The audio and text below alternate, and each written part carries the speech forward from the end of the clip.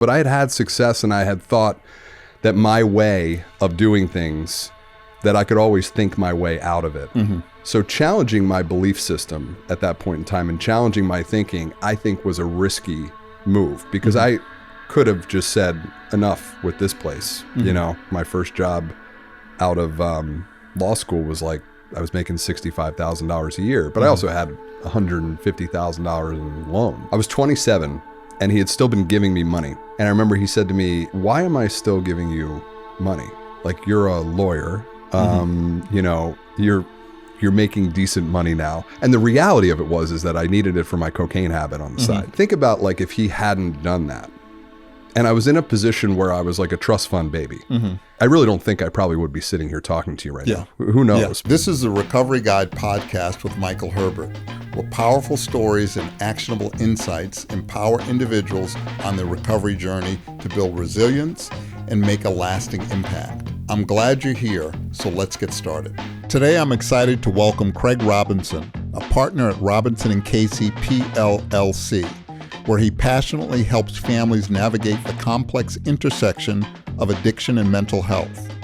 He has a rich background as a civil attorney and a personal recovery journey that reshaped his career. Craig combines legal expertise with a master's of social work to make a real difference in the lives of those struggling with addiction. His dedication to saving lives and fostering recovery is not just professional, it's deeply personal.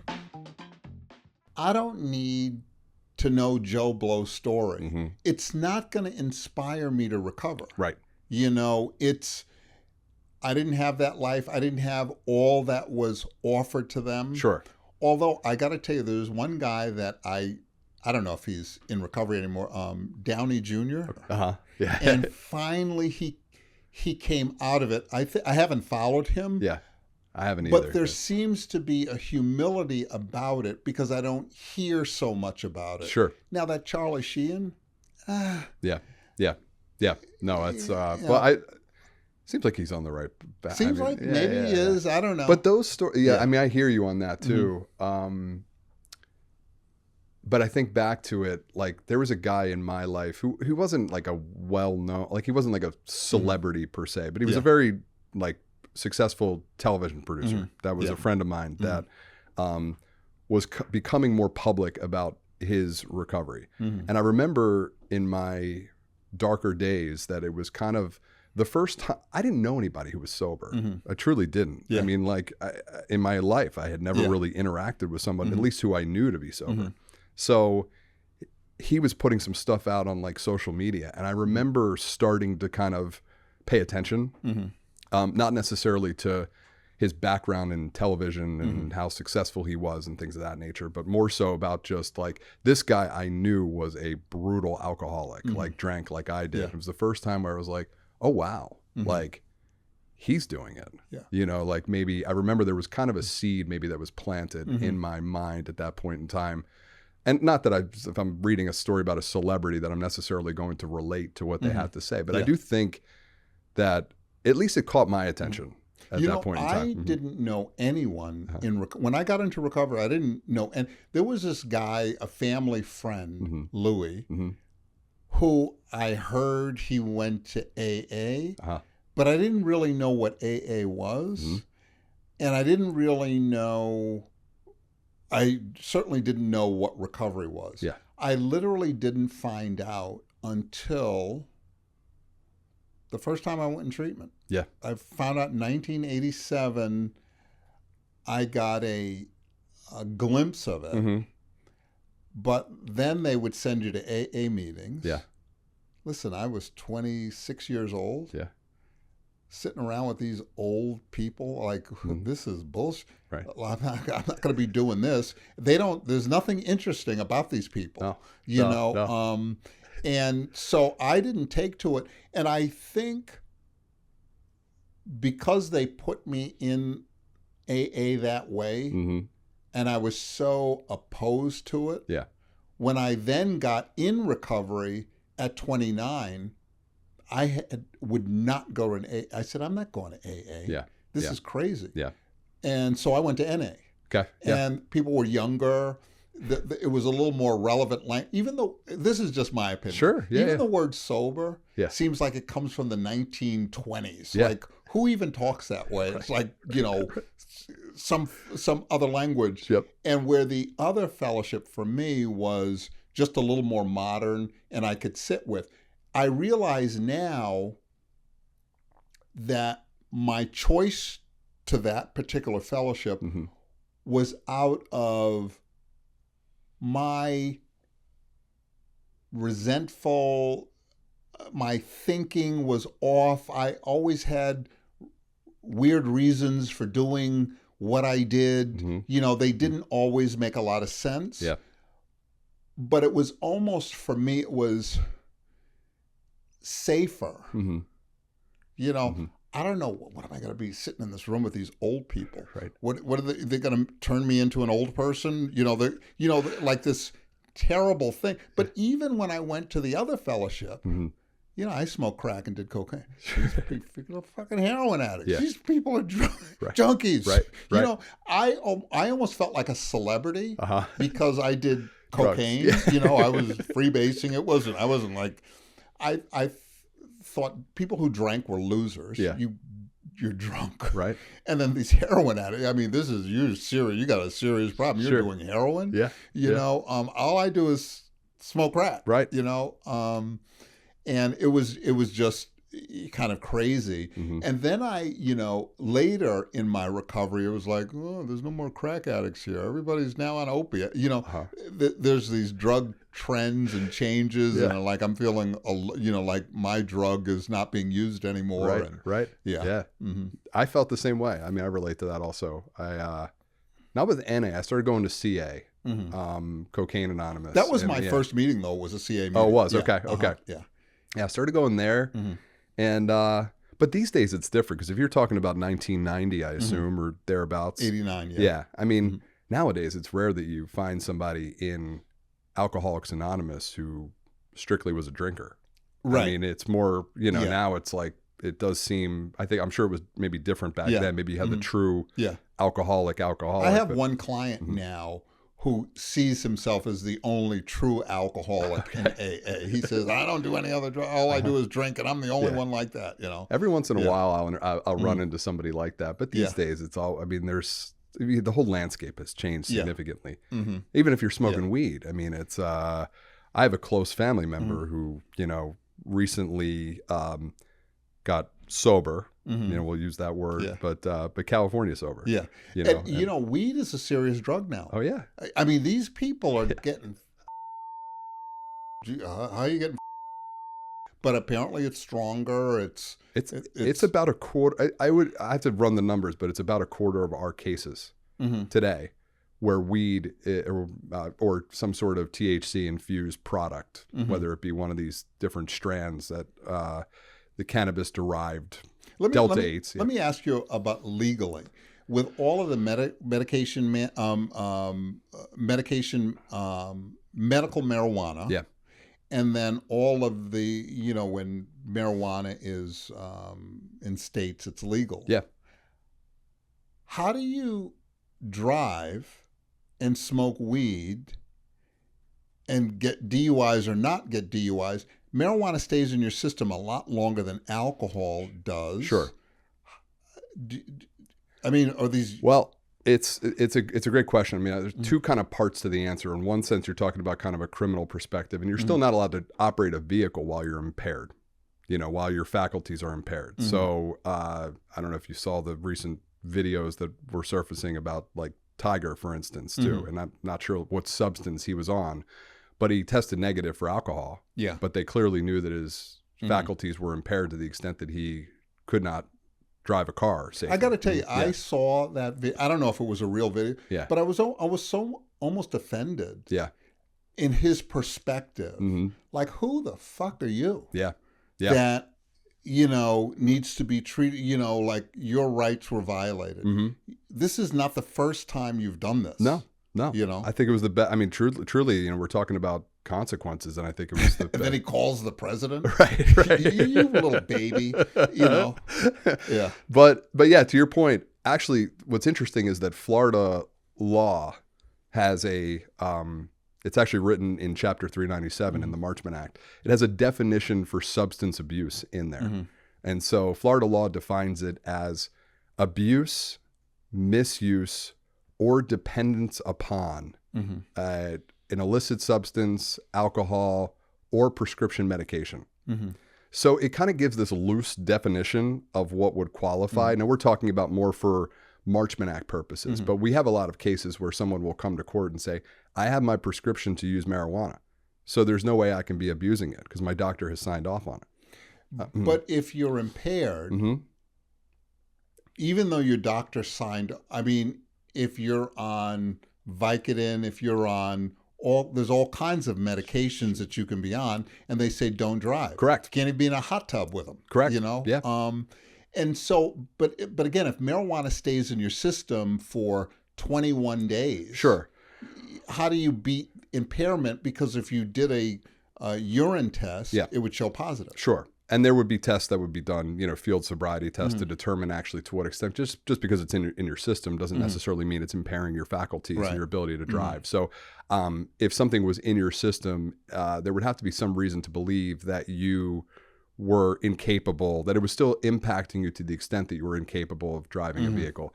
I'm sure that on those prescription bottles, or if you ask a doctor, when is a safe time to drive after the last time that I use marijuana or Vicodin or some other substance, there is a time frame where it would then be safe to drive after your last use. But it's a risk. I mean, when you said when is the next time, I was thinking about the next time I smoke a joint. People don't even smoke joints anymore. No, it's like they do vape. Gummies, they do vapes. Yeah.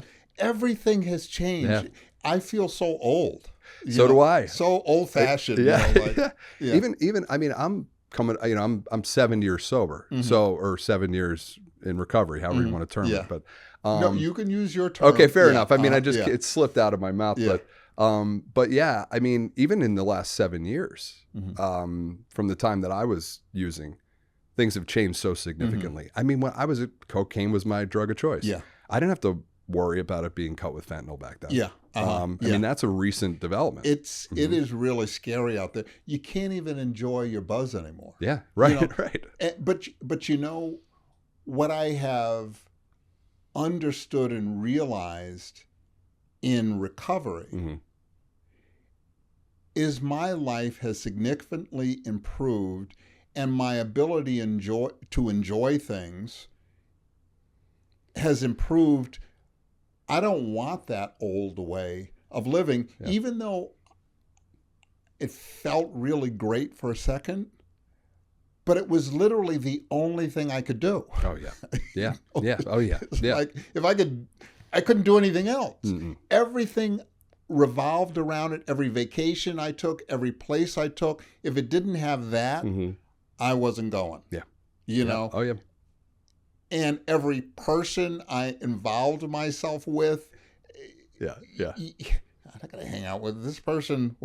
They're gonna blow my high. Yeah, just being around them. Yeah, yeah. And so it was so restricting for me.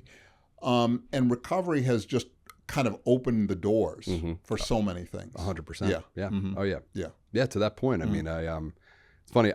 You got me thinking about.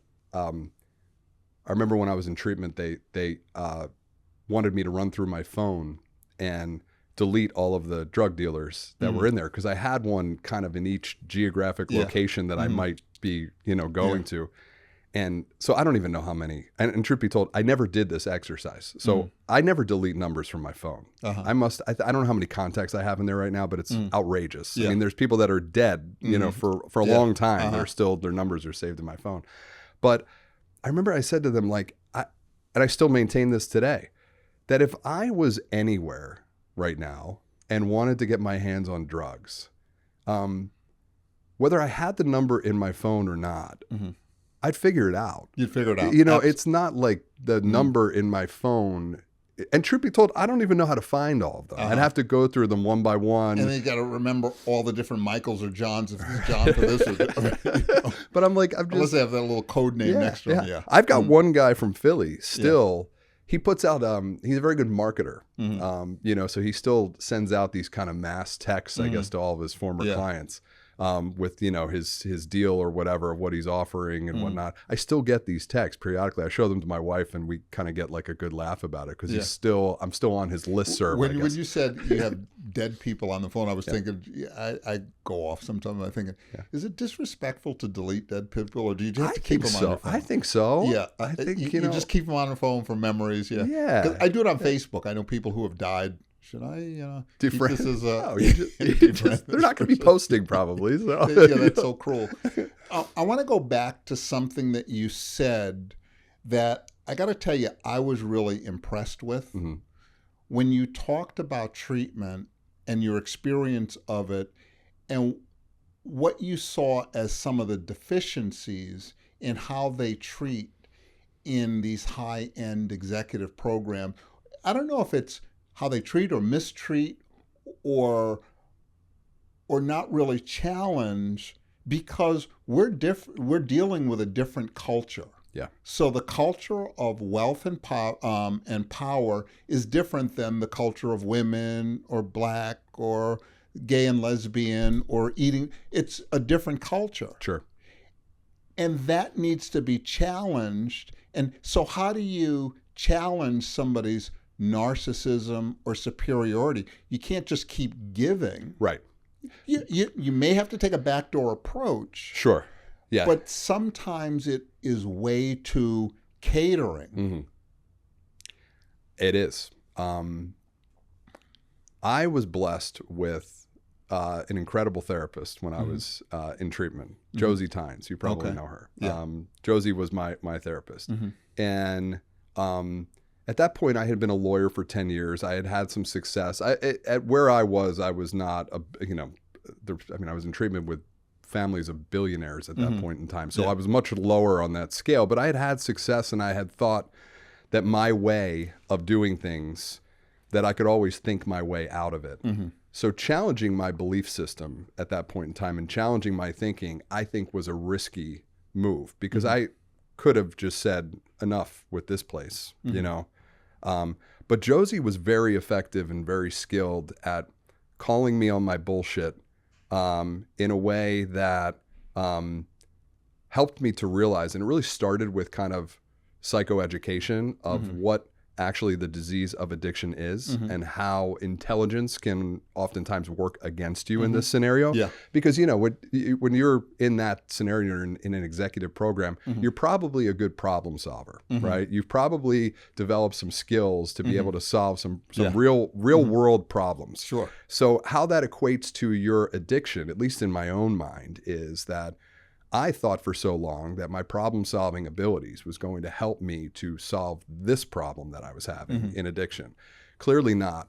But the reality is that what Josie did, and also with my sponsor at that point in time, I have to give him props as well. He told me flat out, your thinking sucks. Your way sucks. Now, he was giving me kind of a precursor to a follow-up lesson that he was going to be teaching me about God and faith and believing in a power greater than yourself and that whole circumstance, but starting with deflation of my ego. I may know a lot of things about a lot of things, but when it comes to addiction and solving my own addiction, it does not work that way. It doesn't work that way, and you cannot apply the same solutions in law or in business to the same thing, because just very simply, in addiction, in life, if someone is falling, you grab and pick them up. But in addiction, sometimes you let them fall so they can experience the consequences of their choice, so they can feel it and learn from that. Yeah. And you don't want to take that away from them. Sure. It's just like families who, oh, I don't want my son or daughter to have it hard like me, so I give them stuff. Well, if you give them stuff, they don't learn what you learn to be successful. Correct. So it just goes against everything that you want. You know, years ago they used to say, this is going to hurt me more than it's going to hurt you. Well, let it hurt you more so they can experience the benefit of being challenged in that way. Correct. But most parents can't. We work with a lot of parents who are of means, and their children, adult children, have been enabled for a long time. And so if we're talking about that kind of category of person, this is kind of a real common scenario in my work right now. Yeah. But I always tell parents that, like, really setting boundaries is, first of all, there's setting boundaries and there's actually holding boundaries, right? Okay. Yeah. It's one thing to set them, but what typically I see is that those boundaries have just been bulldozed through time and time again. So it's like, I'm not going to give you money if you don't do this. And then the person doesn't do this. And then they get a call and say, I'm homeless and I'm on the street. So if you don't give me money, I'm going to be sleeping on the street tonight. Or even worse, what we hear from time to time as well is, if you don't give me money, I'm going to hurt myself or I'm going to kill myself. And I'll tell families that, like, holding boundaries means that when your adult child tells you that you actually can say, the only way I will support you is going to get help. And you know what? And here's the truth about those people, those young people. These are young people of means, wealth, and comfort. And let me tell you, they are not going to stay on the streets if they get offered a decent rehab. True. So, son, here's your choice. Yep. Go to rehab. Yeah. Or stay there. Yeah. Well, I'm not going to. Click. Yep. Yeah. Believe me. Yep. They will call, okay, I'll go to treatment. Sure. I'd say that, most of the time that's true. I mean, we do interact with some families whose loved ones actually have remained homeless for points of period of time, just to prove that point. I mean, we had a guy. Well, I think then we're talking about mental illness. 100%. You got to be crazy to want to stay in the streets of South Florida at 90 degrees. Listen, we had somebody in a court proceeding just a couple of weeks ago, who, in a Marchman Act proceeding, who was in court. We were about to have a hearing to involuntarily send him to a very nice treatment center, by the way. And he walked in and said to the judge, with his parents on the call, I would rather go to jail than go to treatment. And the judge told his attorney, go out in the hallway and talk to him. The attorney talked to him. He comes back in. The attorney said, he's telling me that he wants to go to jail. And the judge said, that's exactly what I'm going to do. I'm going to send you to jail. Now, this person, I always say this to families, what we, what we do, Marchman Act work, right? It doesn't work for a certain very select group of people. Those are the people that have been to jail and really do not mind being there. Yeah. There are those people out there that are institutionalized and comfortable with, three hots and a cot or whatever you call, And it's hard to imagine that someone would prefer that. I know for me, I'll take treatment. You could, you give it. I'll do, and I'll love it. I love. You ain't gonna feed me. Oh, I gotta go to groups and I get to talk and just ramble on about what I think is right. And I say to my wife, pretty. I mean, I don't have this choice, right? And I think, I guess I do have the choice. But now you married your trainer. I did marry my trainer. My treatment center, I owe my treatment center a lot, because they introduced me to my wife, and they introduced me to my law partner, Richard Casey. So, like my actual wife and my work wife really are like the I mean, it was Karen that had everything to do with actually kind of the introductions of those two people. I proposed to my wife at in the apartment that I lived in when I was in IOP. Oh, really? Wow. Yeah, because that's where I used to sneak her in while I was in IOP. Oh, okay. So you were one of the cheaters. I was. One of the, well, I didn't have anybody to cheat on, but you I know was. What? I was. That's honest. That you were breaking the rules. Yeah.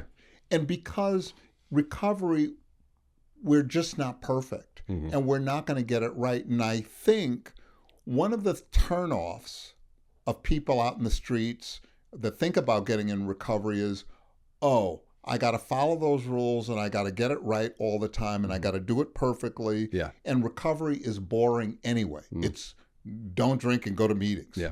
Jesus. Yeah. I mean, if that's what recovery is, I don't want to be a member. You and me both. Yeah. Yeah. And so sometimes the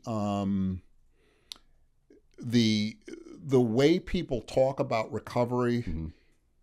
isn't actually the way we live in recovery. And it's almost like people in recovery want to talk about all of the quote unquote recovery work. Yeah. Versus I'm going to talk about the recovery work, because I believe some of the recovery work is climbing Mount Kilimanjaro. Mm-hmm. No, I agree. Is challenging yourself. It's not just, reading some literature and sitting around in a circle, raising your hand, rambling on about something, next.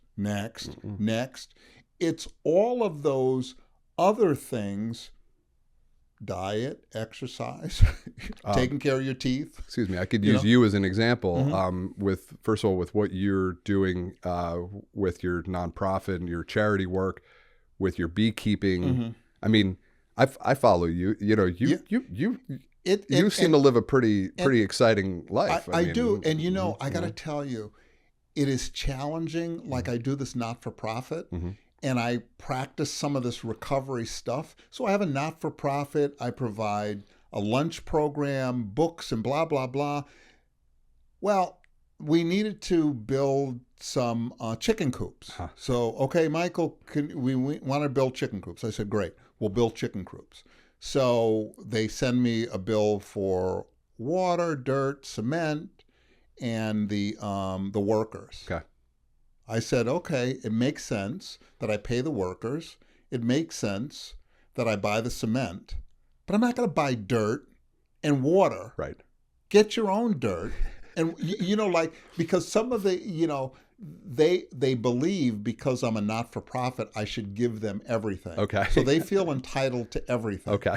And I said, no, you guys got to. You set a boundary. You got to get the dirt. Yeah, you set a boundary. And the water. Yeah. Yeah. But, with not-for-profits, so we come back, oh, Michael, we need the water now. Yeah. I said, well, why don't you get the water? Well, there's a drought and we can't. So then I had to buy a truck full of water to give them. Yeah. We have the chicken program and we have lunch for the kids, Mm-hmm. right? Mm-hmm. So we need utensils, we need somebody to cook the food, we need, blah, blah, blah.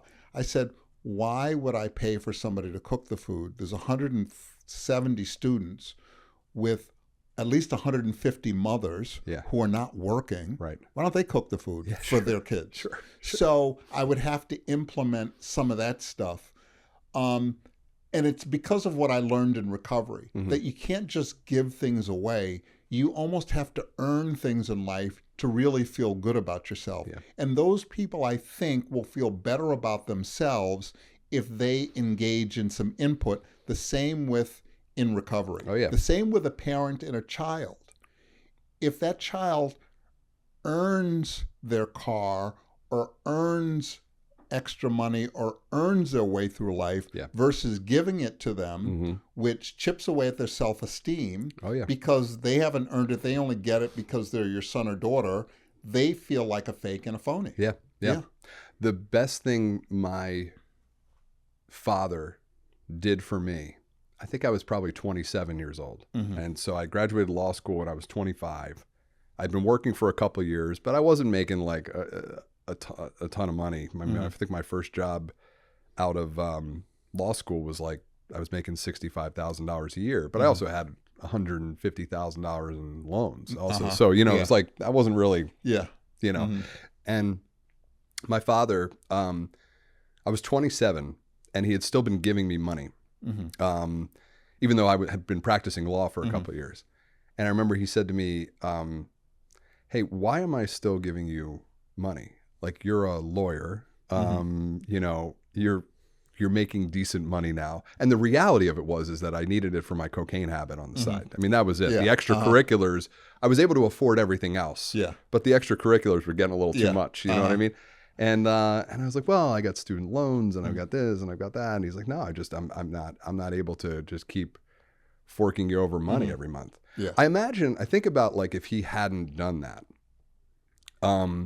And I was in a position where I was like a trust fund baby. And I was able to just keep having money no matter what. I don't know if I'd be sitting, I really don't think I probably would be sitting here talking to you right now. Who knows? But that is the circumstance where I think like, it's really hard for an individual to get to the other side of things and to recognize, yes, having had the opportunity over the last few years to build a business, to provide for my family, knowing that, my wife and I were able to buy a house a couple of years ago. All of the things that, truth be told, I have to tell you that when I was using, I was able to do them, but I also then ran myself into borderline bankruptcy, is what I would say, towards the end. And but it is a really fulfilling feeling. And also, I think recovery has given me something that I've never had, that I never had before, which is purpose. It's really, I think about my life as a personal injury attorney in Philadelphia for those 10 years. And I hope this doesn't come across as a knock on the field of personal injury law. It may, though. Yeah. But at least in my own experience with it, my job was to represent people who were injured in some sort of an accident and recover money for them as compensation for their injuries, because the law says essentially we can't wave a magic wand and nurse somebody back to physical health after an accident. So how do we compensate them? We compensate them financially. And that's not just for their medical bills and their wage loss and all that stuff. But point being, I have to tell you, even when I did really well in cases then, I remember thinking to myself, like, what am I doing with my life? I just felt like I wasn't connected to the field in any way, shape, or form. Yeah. And so it was leaving me with this sense of lack of purpose. I don't know how I got on this topic, but I would say that, like, today, not just in the work that I do in a professional setting, but the work that I do outside of it, the work on myself, the work with sponsees and, people that are in recovery. I mean, I love taking people out still and who are in early recovery and kind of talking them through these beginning kind of stages of recovery as well. You asked a question in your book that was on, I forget what page. I didn't memorize it, but I did read it, which I love, by the way. You got to read my book over and over so you can start quoting it page by page. I could quote it. I think it was around page 28 or so. People do the big book. Page 72 in the big book says, But you asked a question on there. What are you being dishonest with yourself and others about? You know what I'm talking about, right? Yeah. It's in there. And I think that's under the integrity. Yeah. Yeah. And actually, that question is in another book that I have been working through recently. It's kind of like a 12-step guide to recovery type of question. Phenomenal question, by the way. One that I ask myself, I try to ask myself on a daily basis, because I am sorry for the vulgar language, but he can edit this out, I guess, but I'm much less full of shit today than I was when I came into recovery, but still can be full of shit at times, right? But I can lie to myself today. I can lie to myself. I just re-engaged with therapy, and I also am doing some work with my sponsor, and I'm talking, and I know what I'm going to say next. And even in that second of knowing what I'm going to say next, I say to myself, let me not tell this person this, because it would be embarrassing. It doesn't look good on me. And I say it anyway. And I got to tell you, even right now when I say it, I feel emotional because of what I view as the courage it took for me to say this thing that's so shameful or so embarrassing or so doesn't look good on me, that I'm willing to do that work anyway. And recovery has given me the bravery and the courage to not be so afraid of things that I don't really need to be afraid of anyway. I don't know where I got this idea that my imperfections need to be a secret. And kept only by me. And I'm in recovery now 37 years. Wow. I will also say to myself for a second, oh, shit. You should have learned that and been doing that 20 years ago. And then I say to myself, well, you know what? 20 years ago, I didn't know it, and I didn't learn it, or I didn't understand it, Yeah. and I was doing something else. Because the only thing that matters is what I'm doing right now. 20 years ago is over. Yeah. There's nothing I can do about it. But I do have the ability to change and do something different now. And I'm going to tell this therapist, I'm going to tell this sponsor. I also realize that I don't have to be so rigid. I don't have to tell everybody. Yeah. Yeah. You know, I don't have to announce it to the world. But I do need to get it out of my head. Oh, yeah. And kind of because then I can get some other answers other than my own. Of course. Yeah. Yeah. I relate to that. Now, 37 years is a long time. I think that what I still recognize about myself is that when you're talking about self-image and who we want to portray to the world that we really are, that we are versus who we actually are. Yeah. And I suffer from that from time to time as well. I had like a quick example of this. It was a couple weeks ago that I was in a conversation with somebody. And truth be told, it was somebody who could help me out in a particular way that I was kind of looking for help with. And we were talking, and we knew some of the same people. But he asked me if I knew if I had ever met a particular person. And my initial reaction was to say yes, even though I had not met this person that he was talking about. And I said yes. I said, oh, yeah. The initial reaction was to lie. Yeah. No. And then we kept talking, and all of a sudden I started like really like getting consumed with this. Like, oh my God, I just blatantly lied to him about having met this person. And I know why I did it, because I wanted to build rapport with this individual, and ultimately I wanted something from this individual. So I felt like if I could build rapport with this person more by having affirmed that I had met this person that they were talking about, who I've never met in my entire life, that it would build enough rapport that maybe I would get what I wanted out of this person. And I caught myself mid-conversation. I stopped the conversation and promptly admitted where I was wrong and told him that I actually had not met that person, and actually explained to him the reason why I felt like I had said that to him. I think I said that because he's a guy in recovery as well. So he knew exactly what I was talking about. And we got a great laugh out of it. And I have to actually tell you, the honesty of it probably built more rapport than if I had actually met the person that he was talking about, if that makes sense. Yeah. I think that goes such a long way that we don't even realize. We learned so much in this process. This is unrelated, but I was talking to a guy. I was having a session with a guy, and he was telling me about Goldman Sachs, the owner or whoever started it, talked about his humble beginnings, started this company, this great, and everyone reveres him as this great guy, but he doesn't, like he feels like an imposter, or that's not him, but he needs to accept it, right? Yeah. And the guy that I was talking with was saying, I often feel the same way. I said, but maybe the way you feel is on target. Maybe the way the guy from Goldman Sachs is on target in that image of success is not real. And maybe you should feel like a phony in buying into that. The image of success might be the humility you have. I started a business. I do pretty good at it. Yeah. I've provided for my family. That doesn't make me great. Yeah. It doesn't make me bigger than others. It just makes me who I am. And oftentimes, this is my struggle sometimes with myself and try to help other people understand it.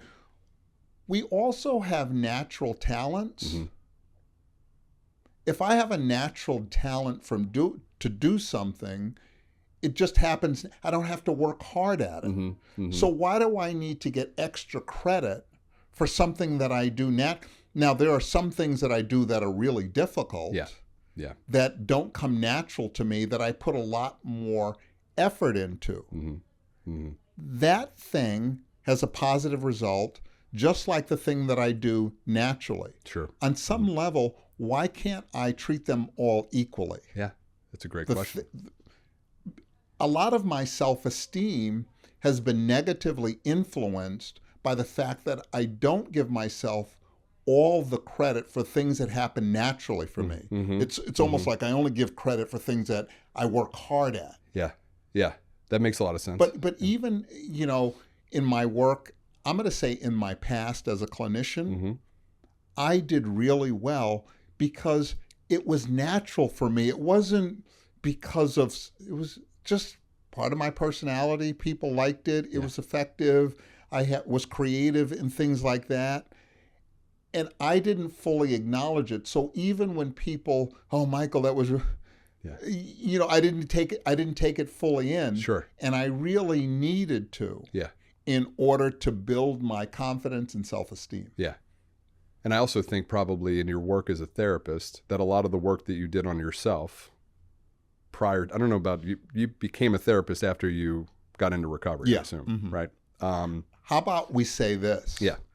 Maybe I was a therapist all along. I just didn't have the title. Sure. Because as a child, I always, the thing that I liked in school, I didn't like to teach, was a guidance counselor. Mm-hmm. Boy, that there was something about the guidance counselor that I respected, I admired, and I wanted to be. Yeah. And as an addiction counselor, on some level, I see it's like that thing that I saw as a kid that I wanted to be. Sure. Yeah. What do you think the secret to that is? The secret to what? Being a great therapist. Is there a secret, or is it just, it's natural? I think there are some people that studied and learned mm-hmm. to be a great therapist. Mm-hmm. And I think there are people who are naturally therapeutic. I also think there are people that are terrible at it and probably shouldn't be doing it. Sure. I think if we get in touch with our egos and this thing called humility, mm-hmm. we can find out what we're really good at. Yeah. And, I've met some amazing therapists in the field who were in recovery mm-hmm. and some who aren't. Mm-hmm. So I don't think recovery makes a difference or not. It can help in some ways, but it can also hurt in other ways. Yeah.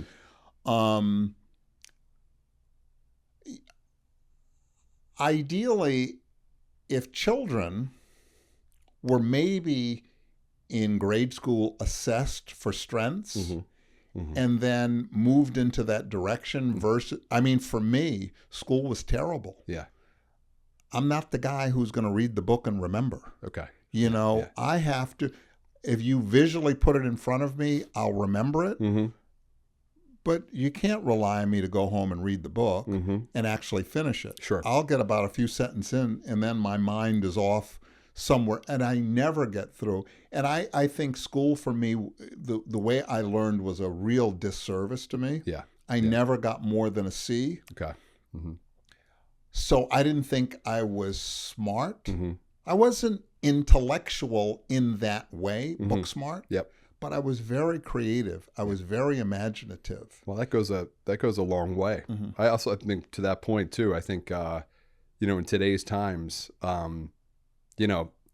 with wherever society is heading, Mm-hmm. I think about things that like what school is going to look like when my daughter, who's 3, is like college age. Like, will there even be real college with all the advances in technology and It's AI? almost like, what do you need to go to school for? You can just find it on the internet. Well, the reality of it is, and the same thing with like being an attorney, I have to say, in my experience, was that I wasn't a great student. I was a good student, not a great student. I also that was in my heyday of using as well. So that may have impacted my ability to do well in school. Well, let me just say something about that. Yeah. I have met so many people, which I find amazing, that are high, drunk,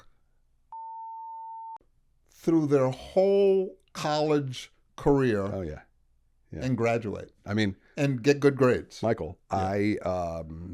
Not to like, I don't, war story here, but I was using cocaine in the jury deliberation room in the middle of a jury trial that I was the attorney on in Center City in Philadelphia for a number of years. So now, granted that initially it was performance enhancing to a degree. and then it became, performance debilitating, Yes, probably yes, I would call yes. it. Mhm. So it didn't work out so well in the end. But I hung in there for a while, Yeah. and I always say that cocaine for me was a performance enhancing drug for a long time. Yeah. I mean, obviously we know where that heads. You get to the top of the mountain, and then it's all then it downhill heads from down. there. Yeah. Yeah. Mhm. But no, I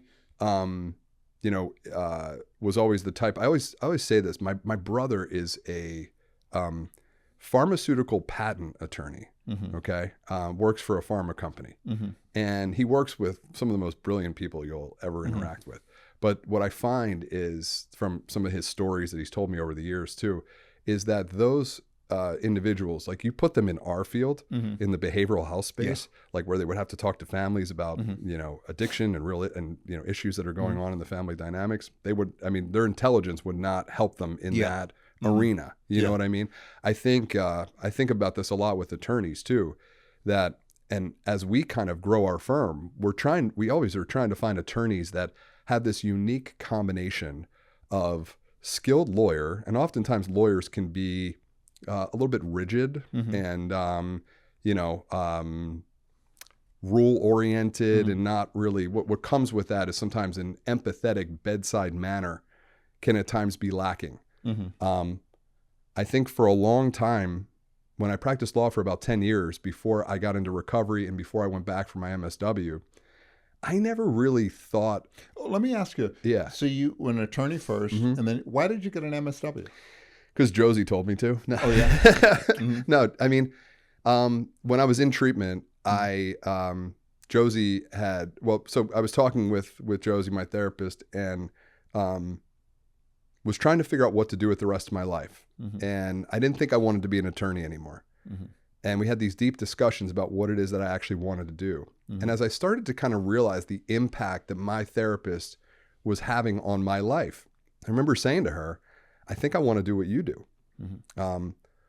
I can't think of another profession in my eyes. I have so much respect for therapists. Like, the good ones, the bad ones, whatever. If you choose to go into this profession, and you're doing it for the right reasons, which I think ultimately is to just have a positive impact. You're doing it to help people, Yeah.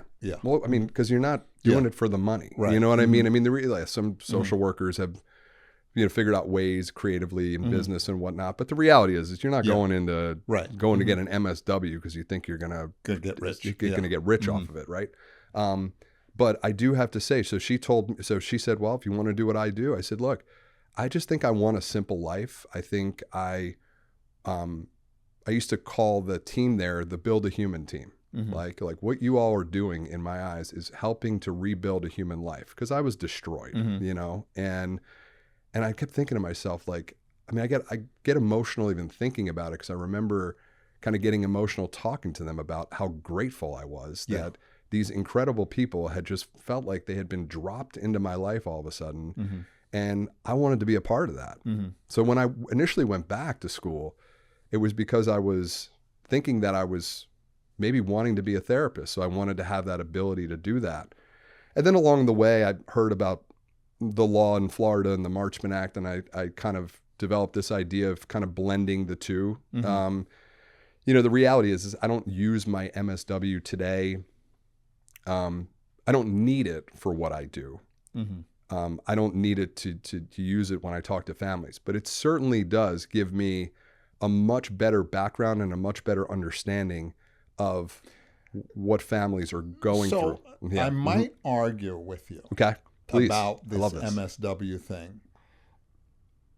I would imagine you use it.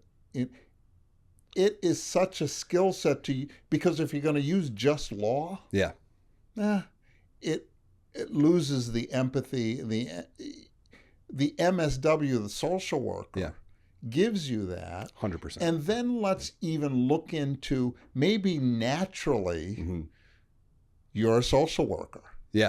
And that's what enhances your ability to practice law. I agree. Especially in the way that you're doing it now. 100%. I think to that point, a lot of law schools now have created JD MSW programs, right? Like a joint program, which they didn't have a long time. When I went to school, that was not even a thing.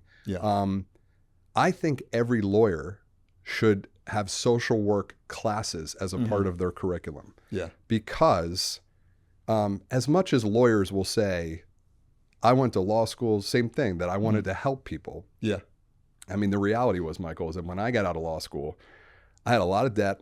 And the only thing I really cared about at that point in time was making money. Yeah. I mean, you know, my first client was a lawyer. Okay. The first client I had, I worked at this place called Intercare in New York City, an intensive outpatient program. Intensive outpatient, Monday, Wednesday, Friday, from 6 to 9, and one individual. So that's 10 hours a week. I had this lawyer. I had a lawyer. 3 days a week, 3 hours, 1 hour. I had this one guy that I did an intensive outpatient with for probably 4 weeks. He was the only client. Yeah. My God, it was torture. Pain in the ass. Well, 3 hours with a person one day is a lot. Sure. But I had it 3 days a week. Yeah. And I had an individual. Yeah. But it really helped me develop my skill set in working with really smaller groups. And also, how do you fill up? You know, we've talked for 3 hours on Monday. Now on Wednesday, it's the same thing. Right. But it also, all of this work in this field has helped me understand that this is an equal opportunity illness. And I've worked with the richest to the poorest, and they're all singing the same song around addiction. Yeah. You know? Yeah. And just, I want to use that word addiction because I like that word addiction. I did a presentation with a Marchman Act attorney one time, and I was talking about addiction, and he came after me. And this guy really annoyed me because then he corrected, oh, you know, we don't use addiction anymore. We talk about substance use disorder. And almost like I didn't know this. No, I purposely used the word addiction because to me, that encompasses what this is. 100%. Nobody is walking around, oh, I have substance use disorder. No. No, I have an addiction problem. Yeah. He is, when I was talking about rigid attorneys, that's kind of the type that I was mentioning. Yeah.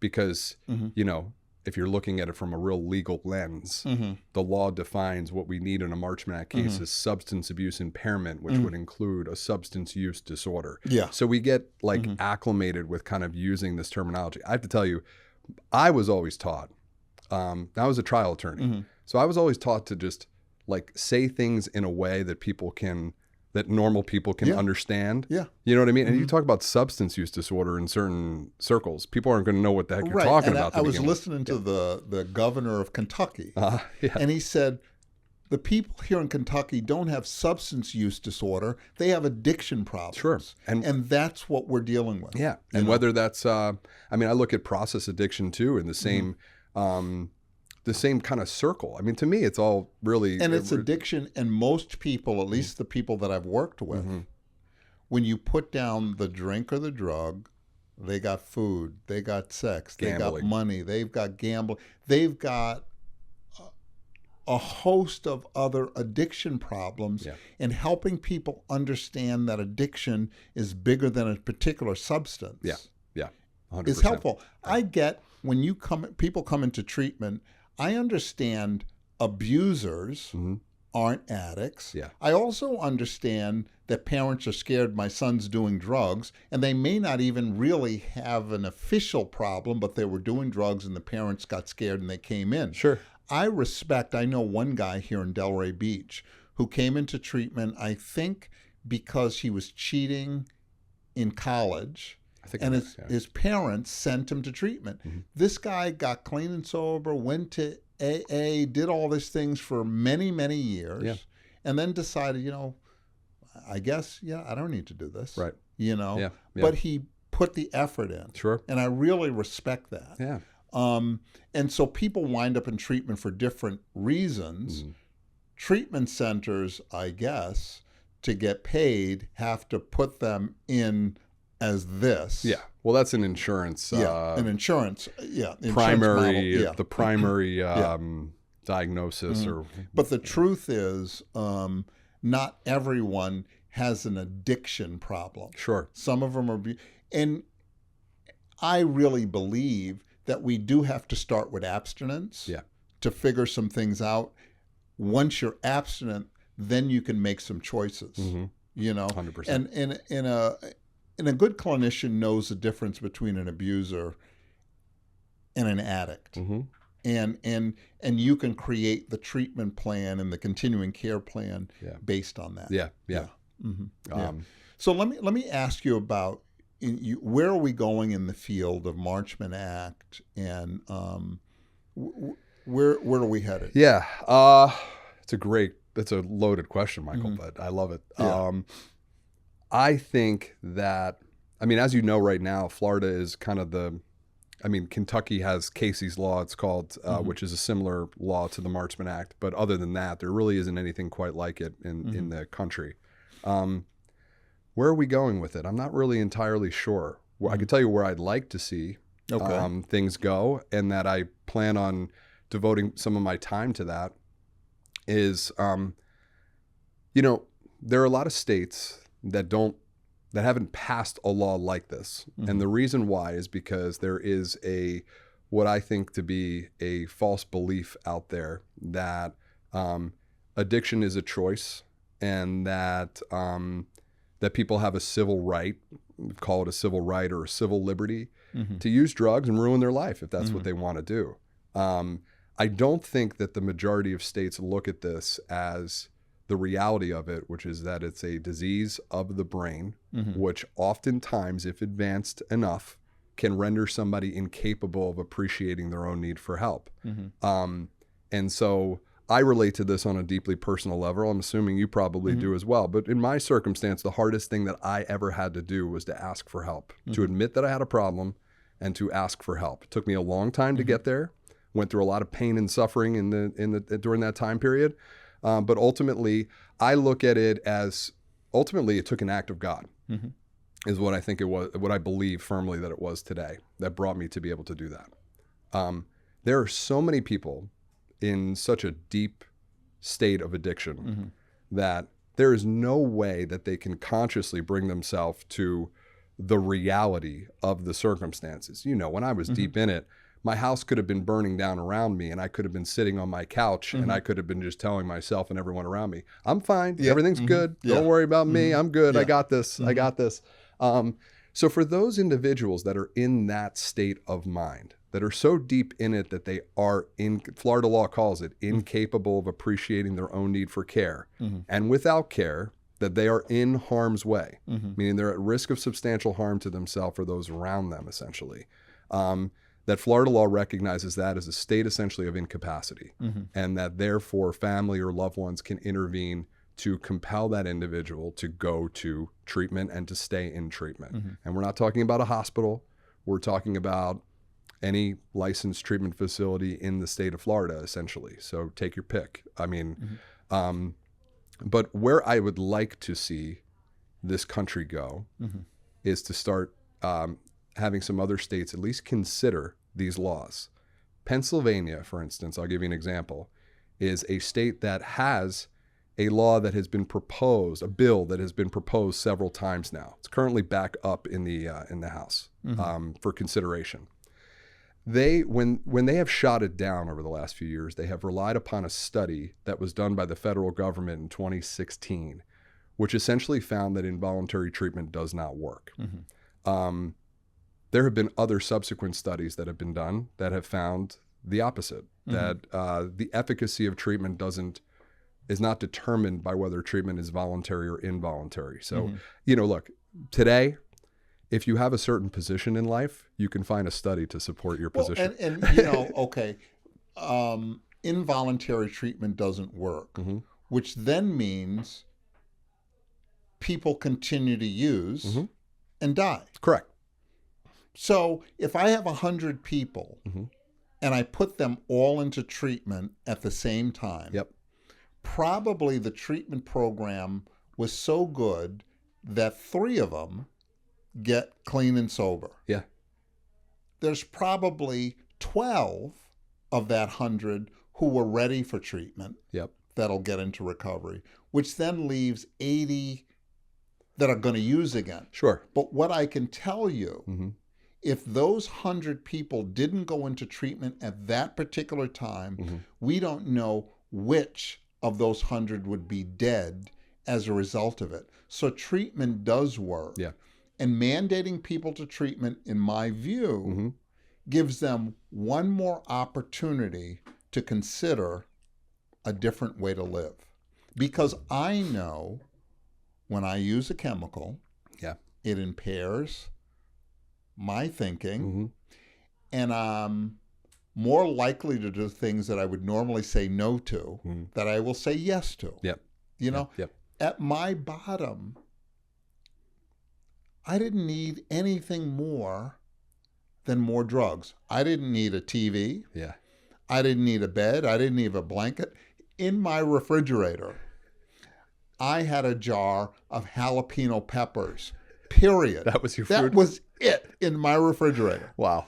And I had lost so much. And my last days of using, I had this white hoodie on. And I walked past a glass mirror and a store, and I saw the reflection of myself. And I was just humiliated. I said, this is what I've become. I couldn't see myself until I saw that reflection. And that's it.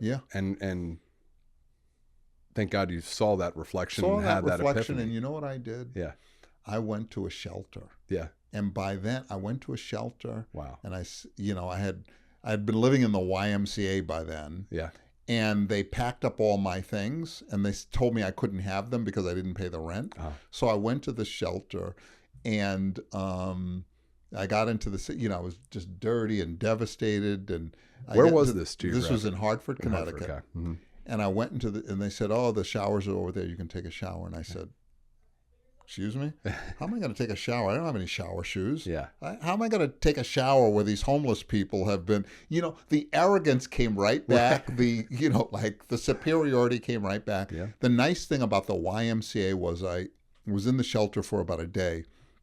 And the Monday I went to the Y and I said, listen, I need to go to treatment, and my insurance card is in my bag. Could you let me get? So they were gracious enough to let me get my insurance card. Oh my God. I stayed in the shelter. I was there for like 2 nights. Like I like to tell people, I wound up in a shelter. It was only for 2 nights. And then I went to treatment. A great program called Conifer Park, upstate New York. Wow. It was owned by Avon Corporation then. So they put all of this money into it. I was there for 30 days. I loved it. I wanted to stay longer. They said, well, Michael, we're only a 30-day program, but we do think you need more. And they sent me to a therapeutic community in Waterbury, Connecticut. Wow. Central Naugatuck Help Incorporated. Okay. And they sent me there for 7 months. Wow. And I hated that place. It was the worst place in the world. But when I reflect on it now, it was the place that gave me humility, the humility that I needed. And the reality was, every time I tried to walk out, I would ask myself the question, well, where am I going to go? There was nowhere to go. So let me stick this thing out. I stuck it out, and here I am today. Amazing. And I got here from the worst place in the world, which I called it then. It was really the best thing for me. I didn't realize it, until my head needed to clear up, and I needed some time under my belt. And I needed to come down to earth and realize, you know what? All of these things happen for a reason. So I don't have any regrets from the past. If I could have one regret from the past, the only regret I would have is my use of nicotine. I wish I never smoked. But other than that, That's I relate to that on a lot of levels. Deflation of the ego. I'd gone from being an attorney for 10 years to I ended up working for this law firm as a clerk because I wasn't licensed down here yet. Making whatever I was making, $20 an hour or something like that. The guy said, you can come and go as you please, but I'm only going to pay you for the time that you're here. And thankfully, good people around me advised me that take this kind of more recovery-oriented job. But I relate to that on a lot of levels. But just back to your question, about the Marchman Act. A therapist said to me recently, one that but we'll let him go nameless. he called me and said, I'm hearing all this talk about this Marchman Act. It seems like everybody's kind of promoting it. Like it's this thing that people are giving presentations and they're out there doing like kind of like ads about it. And he said, I'm just kind of thinking it's like kind of overdone, like it's too much. And I respected his position on that. I think at times, hopefully I never come across this way, but I may, fall into this as well of promoting it. But I do feel like one of the conversations I was having recently was how very few clinicians in the practice in the state of Florida that could even tell me what the criteria of a Marchman Act are. I go into a lot of facilities, and part of the work I do this for free, by the way. So if there's any facilities or people listening, because I really feel like if clinicians are not well trained in this stuff, whether it be the Marchman Act, the Baker Act, or just legal tools available to them too, to potentially implement, that there are people, I firmly believe that there are people who have lost their lives because clinicians, to no fault of their own. I went to school for an MSW. I kept waiting for the Marchman Act lecture. I kept asking them because I was doing that work a little bit at the time. And they said, we don't cover it in our curriculum. How do you not cover it in your curriculum? It's a legal tool that a therapist can utilize, similar to the way they can utilize a Baker Act to potentially save somebody's life. So I don't know what the Marchman Act all is. Yeah. But in my mind, it makes sense. I don't know that I need a full lecture. Not a full lecture. But as a tool, there are people, I would say a loved one, someone you love who you're watching kill themselves, and that they're impaired and are not making the best decisions for themselves. Yeah. You have to force them to get this opportunity. And I may not be exact on this, I love it's a minimum of 90 days, and then you can add another 90 days onto it. It is actually a maximum of 90 days. Okay. And then you can add another 90 days onto it. Maximum. And you could keep doing that theoretically. Now, obviously, that's not the normal course, but we do have a case, quite honestly, that's been going on for over 2 years right now. But that's an individual that has continuously relapsed during the course of the Marchman Act. That is not the norm. Yeah. But it's a when I say it's a maximum, if someone's coming into treatment involuntarily and they're in really bad shape, which most of the people are, I mean, the minimum recommendation is generally going to be 90 days throughout the course of the very generally, 30 days, I can hold on to my defenses for 30 days. Yeah. So usually around 35 or 40 days is when treatment can start to really seep in. 100%. Yeah. So 28-day programs, on my view, don't work unless you're working with a highly motivated person. Yes. And they are few and far between. Correct. I also don't believe recovery happens until you got about a year. Yeah. Of practicing and figuring out what works for you. All of the first year is discovery. Yeah. It's how do we discover what works for me, what doesn't work for me, this, that, and the other. And once I've practiced it for a period of time, then it becomes recovery, and then you could officially relapse. Yeah. Yeah. Right. Right. Yeah. Anything in between there is No, I agree with that for sure. Yeah. So this has been a great conversation. I just want to ask as the last question, is there who is the best candidate for Marchman? Is it just across the board? Is it the young person? Is it the... who is... Great question. Our most common case are parents of adult children in their late teens, 20s, 30s, sometimes 40s, sometimes 50s. Yeah. But that's the most common case we see.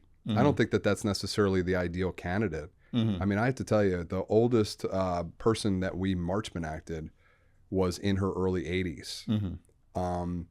And wow, I can't imagine. 80-year-old woman. Yeah. You got a Marchman Act. Yep. Yeah. And I have to tell you that this was a few years ago. Not that long after we Marchman Acted her, I had actually never met her. I had met her husband, who we represented, but I was out to dinner in Delray, and I looked over at a table, and this is months after the Marchman Act had ended, and it was my client, and he waved me over to the table, but I had never met his wife, who we Marchman Acted, and he just pulled me aside and he said, like, thank you. We've I hate to say, when he says thank you, the reality is we were just a kind of a catalyst in the situation. The treatment center actually that worked with her was the one that did the real heavy lifting with this woman, because yes, 82 years old, severe alcoholic, to as you kind of get older, it becomes more difficult to change those old behaviors, I think. But he said she's doing well, she's sober, and we're able to have a real relationship. So it doesn't discriminate. We have cases. We have someone right now in their late 70s that's going forward with it. Early stage alcohol-induced dementia, most likely, that kind of a scenario. But the most common candidate is the parents of adult children that we see. But I would just say, really, at the end of the day, bottom line, to your point, is now, I also have to just say the Marchman Act does account for co-occurring mental health disorders. We have a case right now where eating disorder is probably the primary disorder. I'm not really sure, but substance abuse might be a secondary issue. And so that still qualifies under the Marchman Act.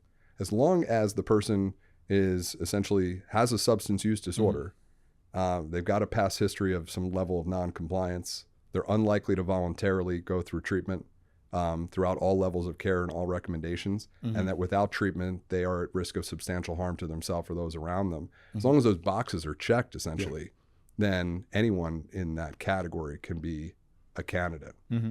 But it's a boundary. It's a boundary that a lot of our families, I've been talking to a lot of families myself lately, and the common theme is, we just want to give it a little more time. And just want to give it a little more time. Yeah. And I respect that. I have to tell you, I'm probably the least pushy person on the phone, because it's not really my place. At the end of the day, I look at the consultation I have with the family oftentimes as a therapy session. Yeah. And it's my job maybe to just ask the right questions, not necessarily tell them what they should do and what they shouldn't do. But you've been doing this for 10 years. Yeah. What do you think a little more time is actually going to lead to?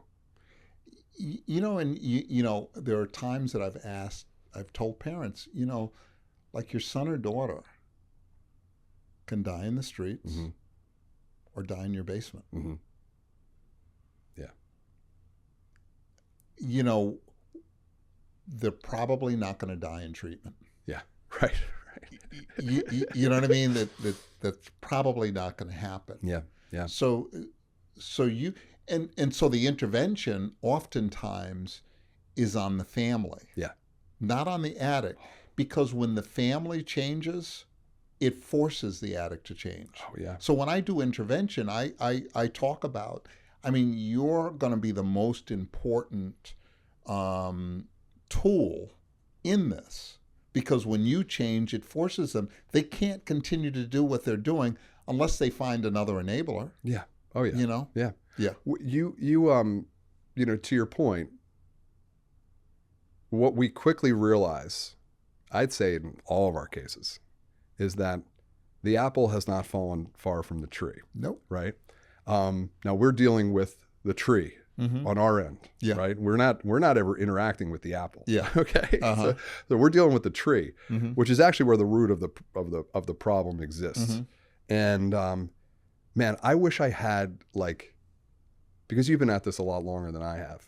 You asked me about the social work and the how the impact that has on my ability to talk to these families. It is significant, because the reality of it is that what I never really thought about, and what I realize way more now today than I did before, is how much our upbringing and our childhood and the things that we went through when we were a child impacts who we are today.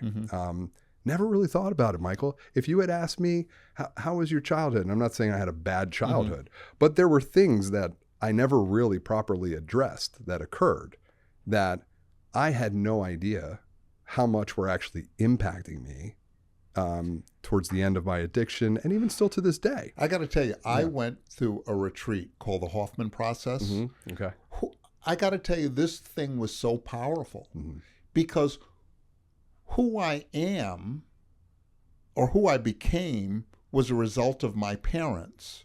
I lost who I was at birth because I met them. And they influenced. My mother was born during the Depression. Right. So, of course, she has issues with money that she passes down to me that I'm not born during the Depression. Why do I have this anxiety around money? Yeah. Well, because it was taught to me. I learned about relationships, all of this stuff.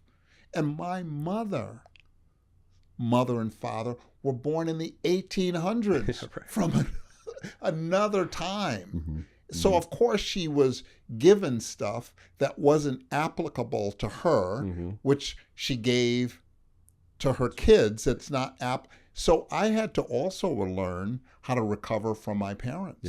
Yeah. You know? Yeah. Oh, yeah. You know, they just passed on stuff to me. But to your point also about families, you can list the consequences of the addict are usually exactly the consequences. The family members have gone through the same thing the addict has, but they get far less treatment for it. Sure. So on some level, could be seen as more impaired than the addict. They just don't even have the drug thing. 1,000%. Yeah. And try addressing that with them on you got to tread carefully with that one as well. Yeah. You know. Yeah.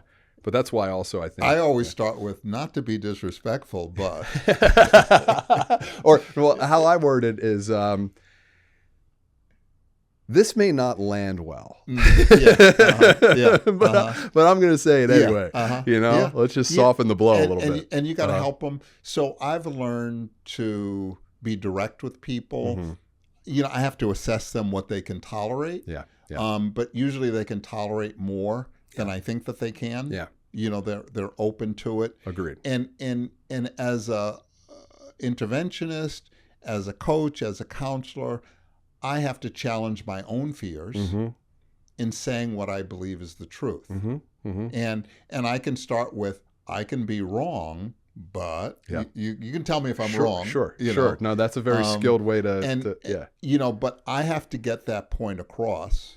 I have to help these people if I'm going to do my job. And what they're paying me for is the truth. Right. And I'll just take that one step further. The gentleman who I talked about, my sponsor, who never graduated high school, by the way, and I had been a lawyer at that point in time. And when he was telling me that your way sucks and your thinking sucks, and then I remember what he always used to say is, truth is hate to those who hate the truth, which I love that line, right? Because it's so, I mean, it's just perfect, right? And it's so relatable to what our families deal with. The truth is hate to those who hate the truth. And for how long did I hate the truth? And did I avoid the truth? But I needed that man with no high school diploma to look me in the eyes with all my degrees hanging on the wall, made me think that I was so important for so long, and tell me, your way sucks. Your way. And thank God I heard him. But you know, that's got to be your sponsor. Yeah. Nice. Yeah. He's been a godsend. Been a godsend. So, Craig, how do people get in touch with you? Social media, your office? I don't know, Michael. How do they get in touch with me? No, I mean, our social media, I think I pass along to your I think that'll be kind of incorporated. I don't even know what my social media. It's Craig Robinson is my name, which is a common name. So, but you know, look for this face. But Robinson and Casey is our law firm. Our website is just robinsoncasey.com or we'vebeenthere.com. That's another way you can access it. We'vebeenthere.com. Nice. Phone number? 561-849-4700 is the best number to call. You got to say it at least twice. 561-849-4700. My email address is craig@robinsoncasey.com. Easy way to reach me. Send me a message on social media, whatever. And that goes for not just in a professional setting, but truly, I as I said to you, I think it's our obligation, our responsibility to give back what was, you know, freely given to us. And that's, so if anybody happens to listen to this that's struggling as well, you know, those are the people I like to hear from. So it was great having you. Yeah. It was great that you gave props to your therapist. Yeah. You also told the truth about treatment and what it is.